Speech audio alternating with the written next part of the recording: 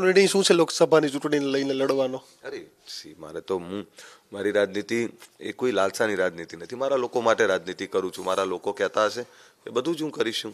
એટલે Alpesh Thakor after all એના લોકોથી ચાલે છે. એના લોકો જે કંઈ કહેશે, પાર્ટીનો જે કંઈ આદેશ હશે, પણ મારા લોકો જે કંઈ કહેશે, મારા લોકોના આધારિત હું ચાલું છું. એટલે મારું સંગઠન, અમારી અત્યારે તો એકતા યાત્રા ચાલે છે અને એકતા યાત્રા ખૂબ તામઝામથી ચાલી રહી છે. મારા લોકો કહેશે એ તમામ નિર્ણયો મારા માટે સર્વોપરી રહેવાના છે. લોકો કહેશો તો ચૂંટણી લડશો?